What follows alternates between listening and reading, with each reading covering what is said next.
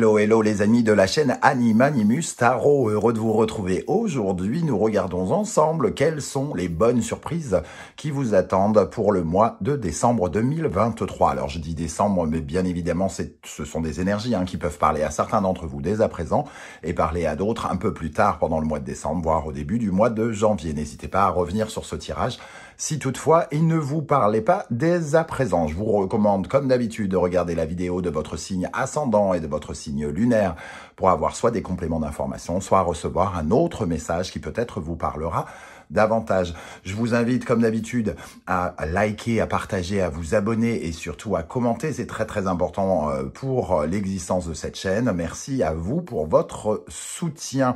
Dans la barre d'infos, juste en dessous, vous trouverez mon adresse email si vous désirez des renseignements pour les tirages personnalisés. Vous trouverez également différents liens qui vous mèneront vers les guidances que j'ai effectuées pour votre signe récemment, comme par exemple la guidance professionnelle et sentimentale du mois de novembre, également la bonne surprise qui vous attend en novembre puisqu'on commence le mois. Voilà, on se retrouve dans quelques instants pour votre signe, avec votre signe. À tout de suite. Hello, hello les amis Sagittaires, ascendant Sagittaire, signe lunaire en Sagittaire, bienvenue pour cette guidance. Aujourd'hui nous regardons quelle est la bonne surprise qui peut vous accompagner en décembre 2023. Alors je dis décembre, mais bien sûr ça peut parler à certains Sagittaires dès à présent et parler à d'autres un peu plus tard dans le mois de décembre, voire au début du mois de janvier. N'hésitez pas à revenir sur ce tirage.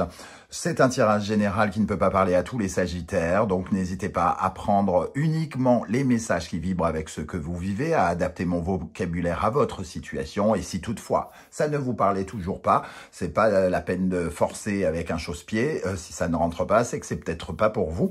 Et dans ce cas, je vous conseille d'aller regarder la vidéo de votre signe ascendant et de votre signe lunaire.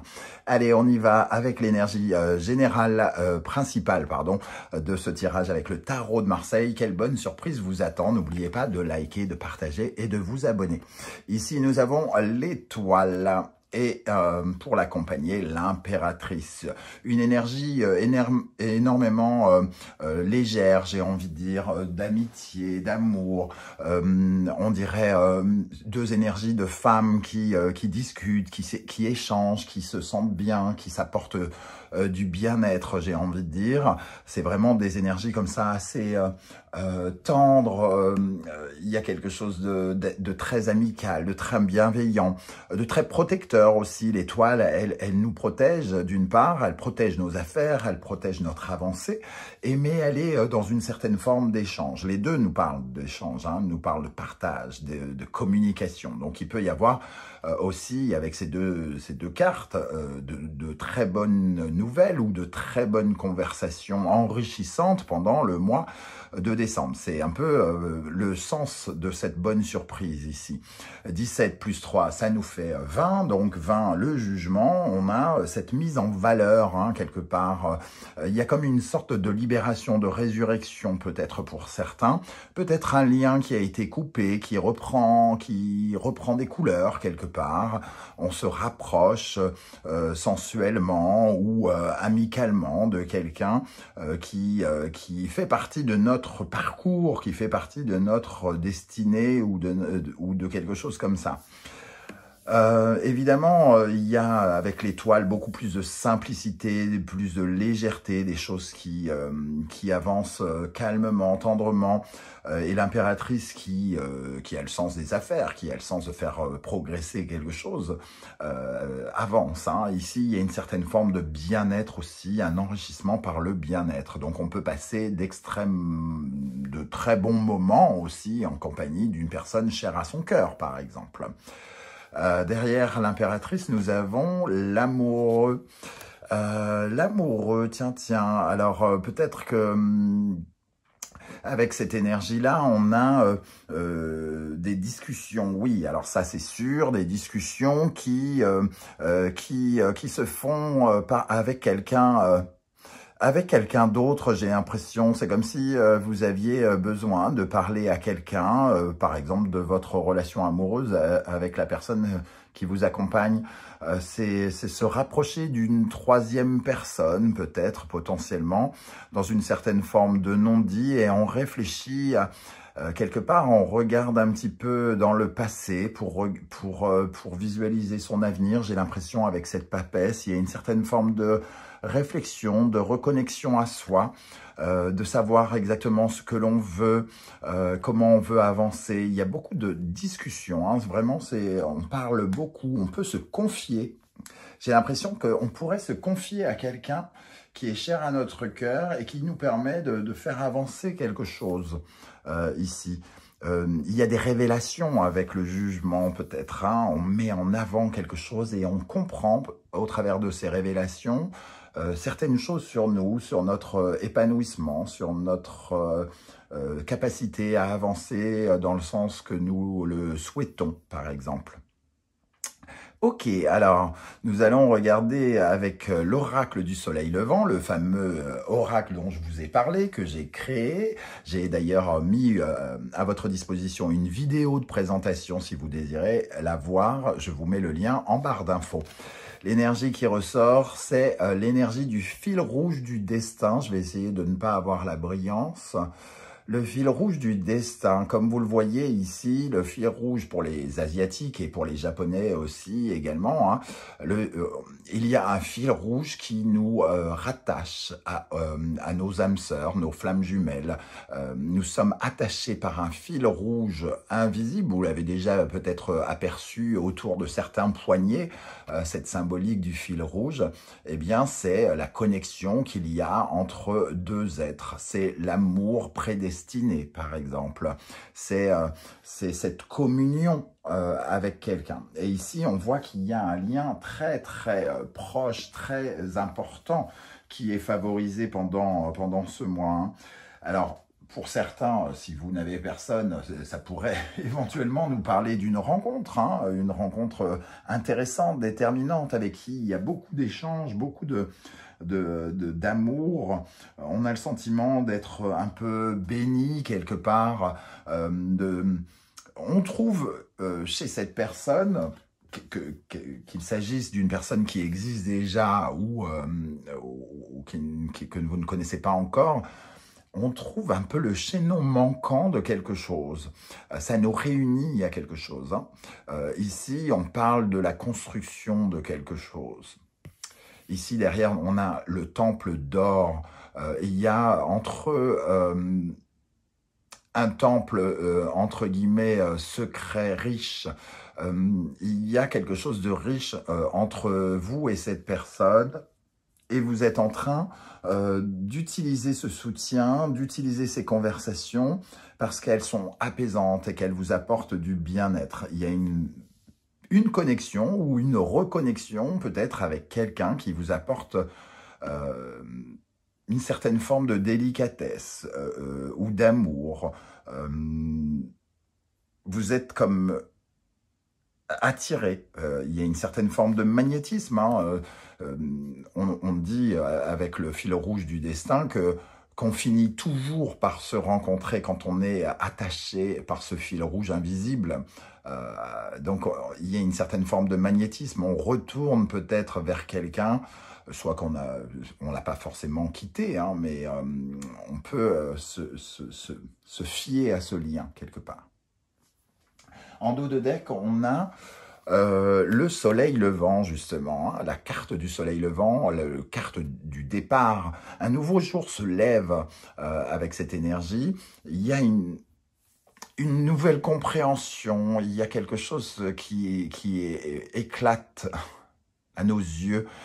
J'ai l'impression qu'on est comme ébloui par une certitude, par quelque chose comme ça, comme si tout à coup on avait une autre vision de quelque chose, comme si on commençait une nouvelle aventure avec quelqu'un. Alors, quelqu'un du passé, quelqu'un du présent ou quelqu'un du futur, ici, hein. Donc, ça nous parle en tout cas de se connecter ou de se reconnecter avec quelqu'un. Il y a un nouveau départ ici. La calligraphie, elle nous parle de messages, hein, d'écrits, de de tout ce qui est écrit noir sur blanc quelque part. Il y a peut-être des échanges de textos, par exemple, euh, qui mettent fin à quelque chose. Il y a dans cette rencontre la naissance de quelque chose et la mort de quelque chose d'autre, quelque part. Hein. Il y a vraiment pour certains la possibilité de rencontrer quelqu'un et d'autres de se reconnecter à quelqu'un, peut-être même du passé. Avec le tarot Symbolon, nous avons l'énergie du phénix. Donc, on voit bien la mort représentée par le scorpion, la mort et la régénération, hein, puisque ici, c'est quelque chose qui renaît de ses cendres. Scorpion, Pluton, Verseau, et ici Uranus, un changement peut-être même qu'on n'avait pas prévu, quelque chose qui n'était pas prévu, on fait revivre. Moi, j'ai l'impression que certains d'entre vous font revivre une relation. On reparle à quelqu'un, on se réapporte de la tendresse, de la douceur ou quelque chose comme ça. Le Verseau, c'est celui qui est tourné vers une certaine forme de liberté. On se libère de quelque chose. On laisse tomber quelque chose. Hein, on finit un cycle pour en recréer un nouveau. C'est quelque chose c'est comme si il y avait une nouvelle version de vous-même qui naissait pendant ce mois de décembre. Alors vous verrez comment ça vous parle, hein, une nouvelle version de vous-même qui est peut-être en rapport avec une certaine forme de rapport conflictuel. Un conflit que vous avez, un combat que vous avez mené peut-être hein, dans le passé ici, où on a eu peut-être des actes de trahison même hein, avec la carte du Bonto ici. Et ici, il y a une guérison. On calme les ardeurs d'un combat et on retrouve, c'est un peu comme si on retrouvait une ancienne amie pratiquement. Alors, voyez comment ça vous parle, hein, on ne va pas parler pour tout le monde d'une ancienne amie, peut-être que c'est le sentiment d'avoir déjà rencontré quelqu'un dans une autre vie et qu'elle arrive un peu pour vous apporter une certaine forme de bien-être. Ici, il peut y avoir du divertissement aussi, hein, de passer des très bons moments à vivre, à jouir de divers plaisirs, de boire ensemble, de parler ou ce genre de choses. Avec le Wandering Tarot, au centre, nous avons le roi d'épée. Alors, le roi d'épée, ici, il va nous parler peut-être d'un accord. Le roi d'épée, il est très administratif, juridique, quelque part. Il apporte, c'est souvent, entre guillemets, il peut représenter par exemple le tribunal, l'avocat ou quelque chose comme ça. Il a un vrai pouvoir, mais il peut représenter aussi le médecin. Il y a une certaine forme de médecine ici, avec l'étoile et le roi d'épée. Hein, quelque chose qui guérit, qui renaît de ses cendres. Alors, qu'est-ce qu'on a autour? L'as de denier. Le cavalier de coupe. Le chariot. Le 9 d'épée. L'as de bâton. La reine d'épée. Le valet de denier. Le 2 de denier. Ici, il y a une certaine forme d'anxiété avec ce 9 d'épée. Il y a des pensées qui sont négatives concernant quelque chose de nouveau. On a l'as de denier et le valet de denier. Un engagement, par rapport à un engagement. Soit on ressent que quelqu'un ne s'engage pas concrètement dans notre vie, soit on a une quête justement de faire avancer quelque chose, hein, que ça devienne concret, qu'il y ait quelque chose qui devienne concret. Mais on sent qu'il y a quand même, c'est un peu comme si notre vision n'était pas totalement claire. Et avec ce valet de denier et cet as de denier, j'ai l'impression que les choses deviennent plus concrètes, plus tangibles quelque part. Hein. Il y a une quête ici de se sentir bien et on a un cavalier de coupe. Le cavalier de coupe, c'est quelqu'un qui nous apporte des bonnes nouvelles, qui nous apporte quelque chose qui nous fait du bien, qui nous fait avancer ici. On ressent quelque chose qui nous fait avancer. Par rapport à un nouveau départ, à un nouvel engagement, on ressent une nouvelle confiance en nous de façon différente par rapport à des pensées négatives ici. Je ne sais pas du tout comment ça va vous parler parce que je trouve qu'il y a beaucoup d'énergie, de nouveauté hein, quand même dans votre jeu. L'as de denier, le valet de denier, l'as de bâton. Il y a, avec le chariot et l'as de bâton, une envie en tout cas d'avancer, de triompher. Vous avez besoin de ce mouvement. Vous avez besoin de voir quelque chose qui bouge, de déplacer vos pensées aussi. Vos pensées qui bloquent un processus de concrétisation, quelque chose qui reste bloqué ici, qui n'avance pas. Une absence de volonté de concrétiser quelque chose, comme si autour de vous, il y avait quelqu'un, par exemple, qui ne s'engageait pas de la même façon que vous,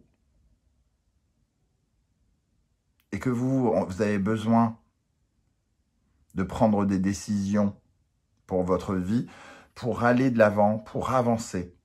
Et peut-être que vous recevez justement le soutien de quelqu'un qui vous permet d'avancer ici.